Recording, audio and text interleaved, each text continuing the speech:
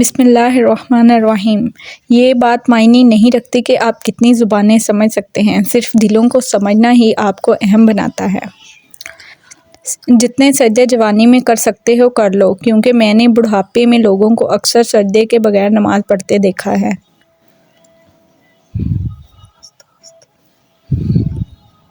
تمہاری پریشانیاں ہی تمہاری بے ادبی اور ناشکری سے جڑی ہوئی ہیں۔ ایک اچھا انسان کسی سے شکایت نہیں کرتا، وہ خامیاں تلاش نہیں کرتا۔ تم جتنا زیادہ خاموش رہو گے اتنا زیادہ سننے کے قابل ہوگے۔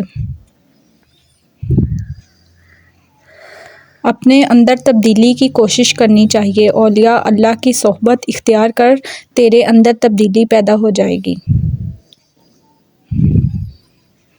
اگر تم محبت کے پاکیزہ رشتے پر چلنا چاہتے ہو تو پہلی شرط یہ ہے کہ تمہیں عاجز ہونا پڑے گا، دھول اور خاک کی طرح۔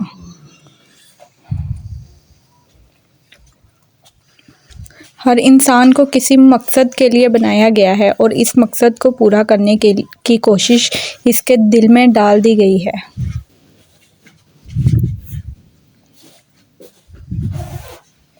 تین چیزیں ایمان کو تباہ کر دیتی ہیں: امیروں کی محفل، عورتوں کی صحبت، جاہلوں سے بحث۔ لوگ آپ کے اندر آپ کا دکھ تلاش نہیں کرتے، انہیں اس تماشے کی کھوج ہوتی ہے جو آپ کے ساتھ ہوا ہو۔ وقت، موسم اور لوگ، سب کی ایک سی فطرت ہوتی ہے، کب کون کہاں بدل جائے پتہ ہی نہیں چلتا۔ زندگی اس طرح بسر کرو کہ دیکھنے والے تمہارے درد کی بجائے تمہارے صبر پر رشک کریں۔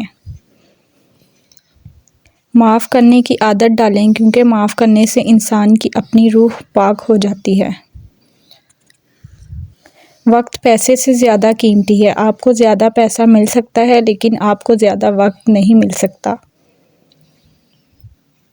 اگر لوگ تم سے متاثر ہو رہے ہیں تو تکبر نہ کرو، بلکہ اللہ تعالیٰ کا شکر ادا کرو کہ اس نے تمہارے عیب چھپا کر تم کو لوگوں میں معزز بنا رکھا ہے۔